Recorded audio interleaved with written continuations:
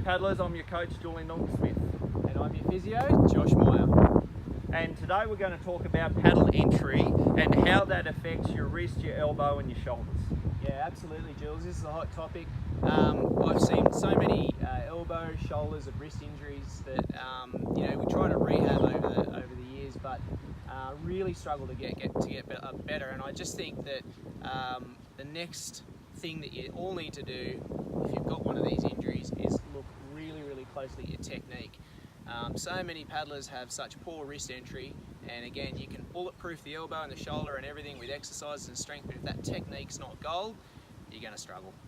Yeah, that's right, Josh. So what I'm going to take you through is what I see with, bent wrists. So obviously either at the catch or through the air, how your paddle should sit. So if you're neutral in the boat, that, your wrist should be nice and straight and where your paddle should be, and really focus on your grip, okay? So what a lot of paddlers do, they obviously release their hands through the push and then they don't re-grip their hands. So when they put the blade in the water, they're only pulling with their fingers and they're not got that nice solid grip. And it's that nice solid grip that's going to link your wrist to your elbow to your shoulder, and that's going to help you with rotation. So we'll get on the ski and we'll show you what we're talking about. Absolutely, guys. Now if you've got rotator cuff pain, tennis elbow or some sort of wrist tendon issue, this one's for you.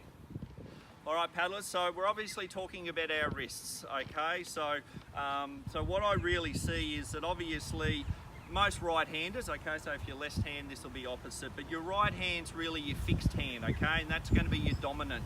So at the catch, you really do want sort of that nice straight wrist there, and you want the blade to be 90 degrees to the ski, okay? So in that position, that's going to be our ideal position. But what I see is that people either rotate, if they're in a neutral position like this, the paddle will sit off center because it's offset. So some people might grip like that, all right? So it's a bit of a lean back on the paddle. So when you go in, your face of your paddle is going to be really open. And what happens there is that as you're pulling, the paddle will actually self-level, all right? So it'll end up there, and the pressure that it puts on the inside of the wrist and then pulls the elbow in as well, and then the shoulder, and that's how you're going to paddle, okay? So that's one way. Another way is obviously if you're too far over the top, that the paddle's going to slice that way, and then the paddle's going to slice in that way as well. Okay, so we're talking about millimeters of change. Now for me, when I try and set up my clients, is that you try and want this right paddle to be vertical, all right? So you get that one nice and vertical first, and then when you grip the shaft, this one's going to be the opposite. This is going to be horizontal, okay? Now that's a neutral setup, okay? They're opposites. So if you can grip your paddle like that to start off with, get used to the grip, get used to how it feels in your hand, and then obviously when you take that first stroke, that's going to be really nice there. Okay, so that's the catch. Now, in our introduction, we spoke about our grip. All right, and people release their hands through the air, okay? So in this position, as they're pushing, they're actually going to open up their hands, or they're going to separate their hand from the shaft, okay? So from here, most people just try and grip just with their fingers, put the blade in with their fingers, and then they're pulling through. Now, most of that is okay. You're losing a lot of strength and a lot of power by not gripping the shaft nice and tight there. But if you're going to pull with your fingers, when it gets to here, there's no strength there in the wrist. So as you're lifting your arm up, you're actually going to bend your wrist like that, okay? Now, that can all be fixed if you, at this stage, re-grip the shaft and make sure that you've got a full grip. So concentrate on your pinky, wrapping around the shaft, and that meaty part of your palm, really pushing in on the shaft as well.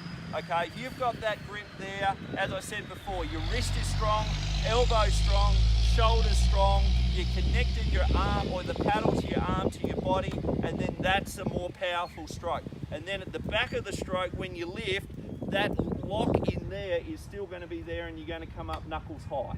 Okay, and then that'll obviously set up the next side. All right, so go over those again. To get the right angle, to get your wrist straight, is going to be vertical here, horizontal there, and then make sure at the catch that you've always got your pinky and the other finger wrapped around the shaft, so you're really going to get that nice strong catch. okay? And that'll give you that all the way through and keep your wrist nice and straight at the end. Now, obviously as a coach, I work on this all the time. There's a lot of different paddles and a lot of different shafts, okay? My preference is always a round shaft, okay? A round shaft gives you the flexibility to put your hand where you want. I always put one of these hand locators on as well, so your muscle memory gets used to that feel, okay? So for me, round shaft, hand locators if you can, that's going to give you the best right hand. Now, if you're a little bit offset on the left, adjustable paddles are really popular now. So if your right hand and your right wrist is nice and straight, your left one will be dictated by your angle, okay? So that could be 68 degrees on some paddles. Other paddles it might be 45 degrees, okay? But the same rule of thumb applies. When you put that left paddle in, this wrist has to be nice and straight and the paddle has to be 90 degrees away. If that's open like that, so you're going in like that and you can see the stickers on the back, you need to close your angle, all right? So my paddles are set up at 60, all right, for me. So if I need to close it, I'll have to bring it down to 45 or 40 to close that left paddle, all right? So your setup's on the right and you change the angle for your left, all right? So now we're going to pass over to Josh and he'll explain some of the injuries that are common with this sort of poor technique, and we'll see how we go. Thank you.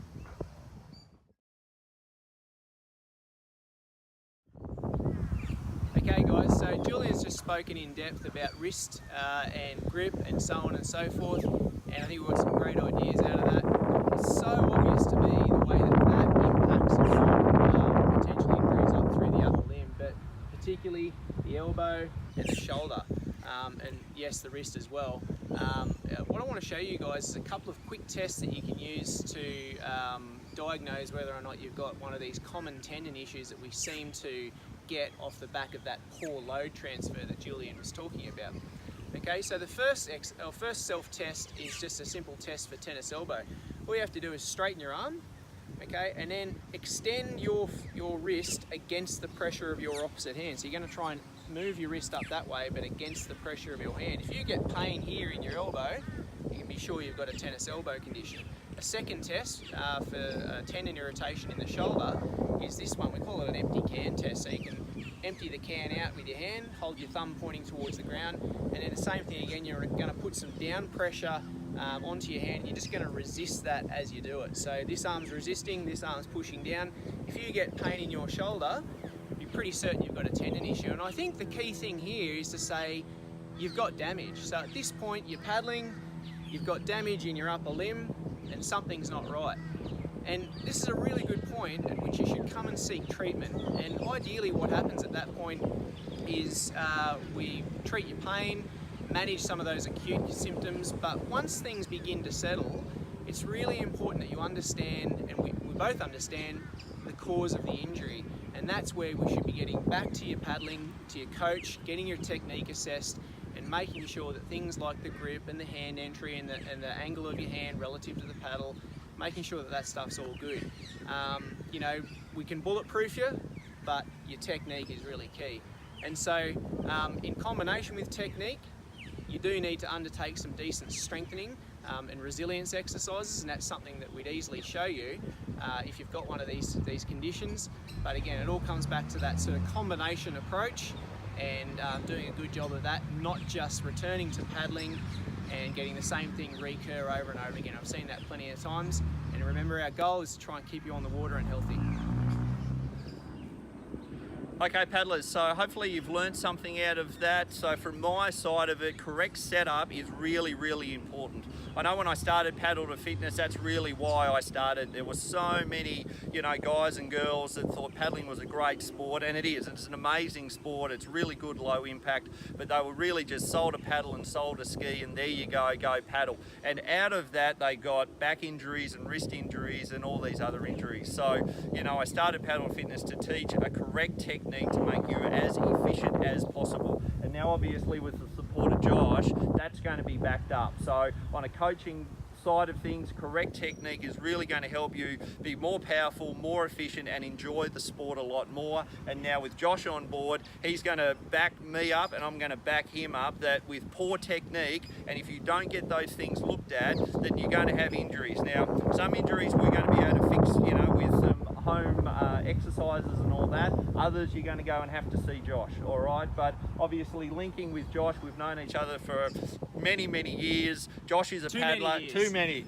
Josh is a paddler. He knows about paddling, and we've worked really well with other clients, and those clients have actually gone on to win world championships. So for my side of things, if you've got an injury, don't sort of hold off, all right? Get it fixed, all right? Because if we don't fix it early, then you're going to have it, and it's really going to be hard for Josh to fix and for me to fix as well. And with paddle setup and everything, just because your best mate paddles with this paddle or this shaft or whatever, doesn't mean it's right for you, okay? So hopefully you got something out of this, and mate, yeah, really another good session. Yeah, 100%, Jules. I really enjoyed this. And guys, if you haven't seen already, both of us are just mad passionate about paddling, and I think one of the key things from my point of view as a physiotherapist is that you have to be immersed in the sport to understand. And you know, I paddle 4 or 5 times a week. I've had lessons with Jules before, understand his philosophy, and I think that you know, one of the key things I see amongst paddlers who are injured is this